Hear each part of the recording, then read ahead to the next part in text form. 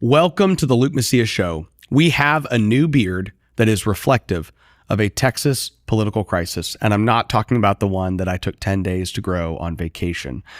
I will tell you who I'm talking about when we get to the show. Also, by the way, Dade Phelan does not have the votes to remain Speaker.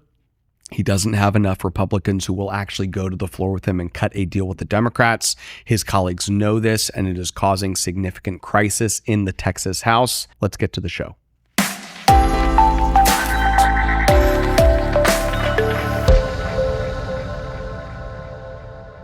I know a ton of y'all listen to this show and you don't watch it, but if you were watching it, what you would see is that I haven't shaved in 2.5 weeks. And this is something that I typically do when I go on vacation. And so I find it ironic that I'm going to talk about a new beard in Texas politics. I have a style guide for my show, okay? And people had to do this because I don't know what to wear. I'm just gonna be honest with you. Like I would show up and then they'd be like, "What are you wearing?" And sometimes it was maybe a shirt that I owned when I was like 15 years old. So I was told I had to like stick to a style guide. And one of the things on that style guide is clean shaven. Okay, so I'm breaking my style guide. I don't know if the Luke Macias Show will continue after this episode. I'm gonna be honest. Like we could be off the air, we could be taken down. Probably not like Alex Jones style or whatever, something too epic, but this beard is not reflective of the style guide that this show has. I will be returning to my proper confines soon, I promise. The new beard in Texas politics is the illustrious Dade Phelan. So, Dade has been largely in hiding since his runoff election. And he is in crisis mode. He does not have the votes to remain Speaker of the Texas House right now. I'm not saying it couldn't change, that you couldn't have enough Republicans decide, hey, screw it, we're going with the Democrats and we're going all the way and we're going to cut a deal and the Texans will know and we'll still survive. Or maybe they just get enough people that aren't going to run for re-election that say, I'll do it for one more session. You only live once kind of perspective. But he doesn't, so he's largely been in hiding. And recently he came out and had grown I would say, respectful amount of facial hair. This is not the first time Texas House leadership has gone to a beard in the wake of a political crisis. Okay, we have a trend here. Back in 2019, Dennis Bonnen and Dustin Burrows had a meeting with Michael Quinn Sullivan, which you can go to Texas Scorecard and read all about if you want to really go back in history. It's kind of funny because a lot of you, I meet you on the road when I go talk places or when I'm at the Republican State Convention or various places. A lot of you got involved in politics in 2020, in 2021. And we sometimes think that everybody we meet is like a Tea Party person or they got involved with Trump in 2016. And some of you did get involved with Trump in 2016, but you didn't really get involved in Texas politics until much later. But in 2019, we had Republican Speaker Dennis Bonnen. And Dennis met with Michael Sullivan and Dustin Burrows, and they had a meeting. In the course of that meeting, they basically tried to cut a deal where they tried to convince conservatives to engage against some members who weren't in line with leadership, and then insinuated or offered as a result of that cooperation, that cooperative action, that Texas Scorecard, this organization producing this podcast, would then be allowed on the Texas House floor, would be given press passes, given access to House members on the floor of the Texas House. Now, you might say, what does that even mean? What is a press pass on the floor of the Texas House? Well, some press members, mostly of liberal legacy media outlets, are allowed in by House leadership to the actual floor. They're allowed on the floor to talk to members of the legislature. Okay. The Texas Senate has seen fit to allow conservative media outlets and liberal media outlets on the floor, or to have access in the Senate. They have their own kind of area. But the Texas House has said, if you're a conservative media outlet, you're not allowed on the House floor. If you're a liberal media outlet, you're allowed. If you get money from George Soros, you're allowed. If you endorse Hillary Clinton and Joe Biden for president with your editorial board, you're allowed on the floor. But not if you're a conservative media outlet like Texas Scorecard. Now, Texas Scorecard has not allowed any of these politicians' decision to try to make it more difficult to have access, in their opinion, to prohibit us from reporting the truth to you on a regular basis. In 2019, the offer was made, hey, do this and cooperate with us in this manner, and guess what? I'll give you a press pass. I'll let you get on the House floor. Well, Michael Sullivan did not take that offer. And then Dennis Bonnen and Dustin Burrows lied about the meeting. And that ultimately cost Dennis Bonnen the speakership. Now, Dustin Burrows, in the wake of that scandal and the ultimate decision of Dennis Bonnen to not run for re-election, disappeared for a month or two or three. And he came back on the scene. And he was sporting a very impressive beard. So, the 2019 decision to disappear and then show back up with a beard. Jeff Leach grew a beard as well. It was this whole thing, okay? To some extent, beards are a little more commonplace today. J.D. Vance is, I think, the first vice president or presidential candidate to have a beard in like 100 years. Okay? So we haven't had beards on the national stage. But in Texas, you have to understand that when a state representative goes from no beard to a beard, it is often a sign of a looming political crisis. I don't know why that's the case. Don't ask me to explain the psychology behind this decision. But it is happening. It is evident. And it should be reason for you to be encouraged. If you're an average conservative, political, interested person in Texas, and you're like, man, I hope we get more conservative policy done. I'll tell you, the best news for you this week is that Dade Phelan has a beard.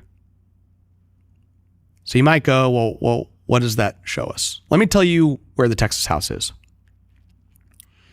Members of the Republican caucus, as a whole, I would say well over 60 members, know that Dade Phelan is not going to return as speaker. I would say that more than 70 members of the Texas House know he's not going to be speaker, which leaves about 15. And of those 15 members that still think maybe there's a shot for him to remain speaker, I'm trying to think in the course of recording this, like he might be down to less than 10 that even think he's going to be speaker, would even make a case for him to be speaker. It's just he's losing people so quickly.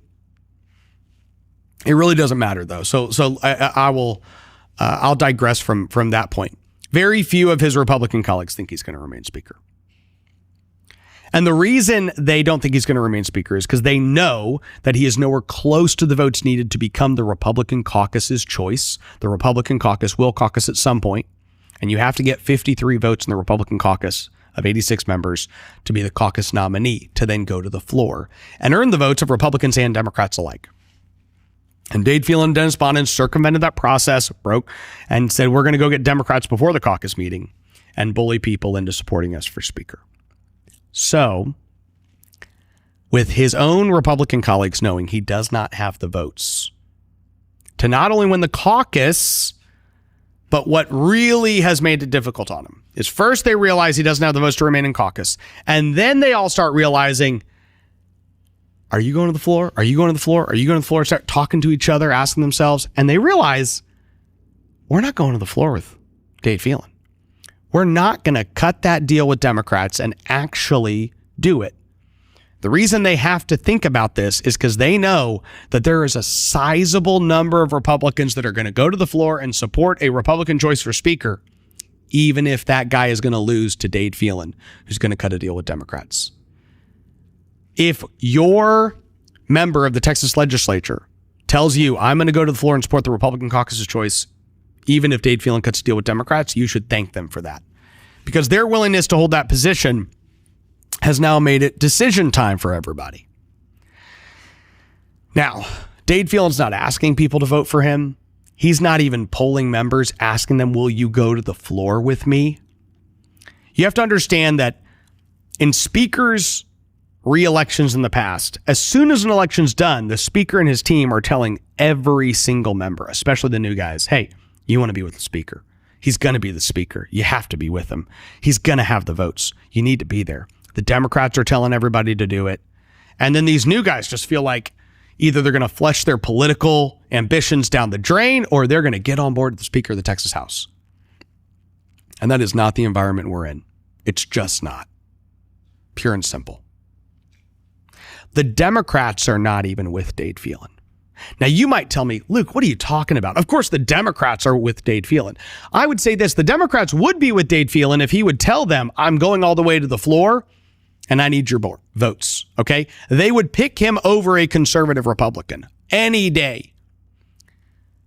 But he hasn't sat down and said, I'm going all the way. I'm going to be the speaker. Come hell or high water. I'm going to make it happen. Are you with me, Democrats? And if he really went in and pushed hard, he might get all of them to do it. But they don't know if he's going to do it. And as a result, they're not even with him. They're all over the map. Democrat members are telling all sorts of individuals all across Texas they don't think Dade Phelan's going to be speaker. America is at a crossroads. Now, more than ever, Texas must step up and lead the country. We don't have time to mess around. The only way to save America is with a strong Texas. You and I know this, but so do the enemies of life and liberty. Therefore, you and I have no choice but to stand up and fight. I'm Sarah Gonzalez, and to the enemies of liberty, I say, come and take it.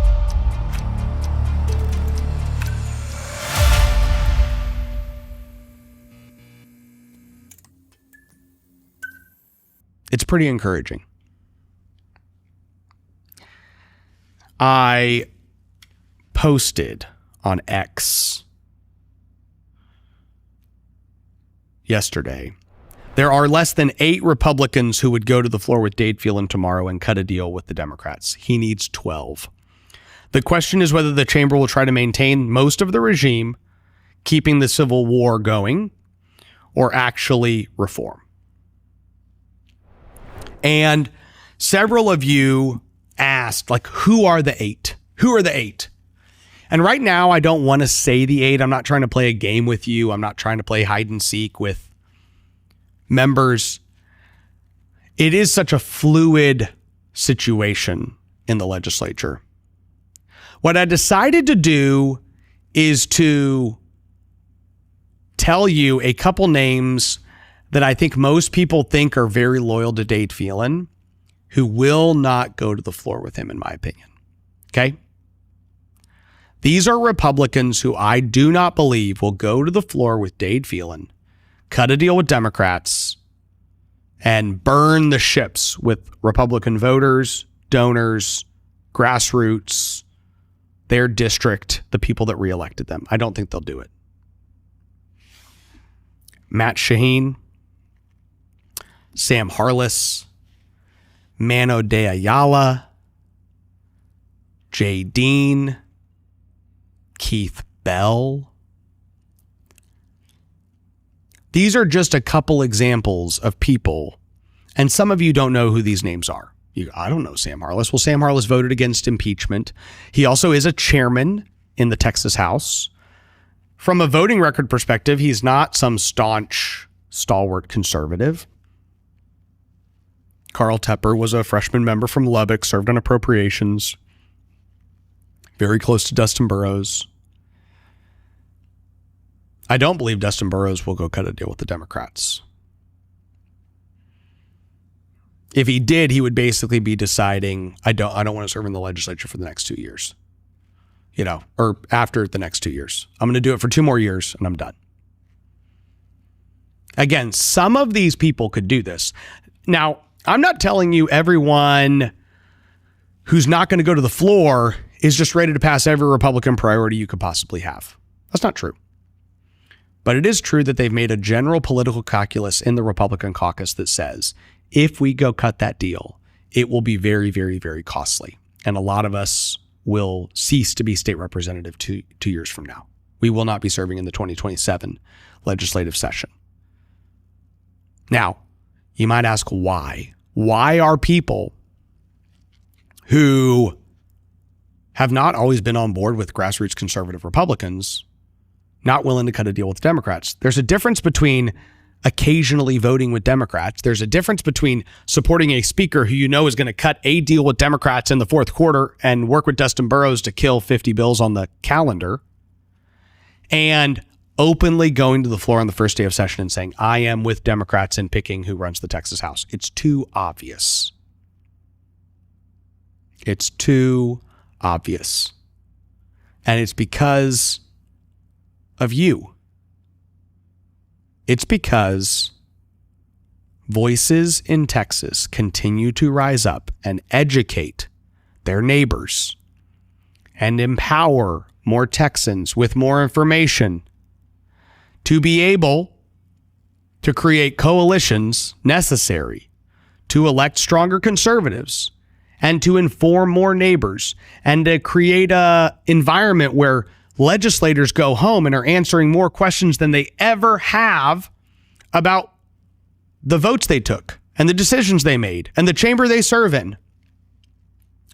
If you serve in a county commissioner's court, okay, in most counties in Texas, the truth is when you go to your church, the vast majority of your friends do not come up and talk to you about whatever the commissioner's court meeting was at 11 a.m. on a Wednesday.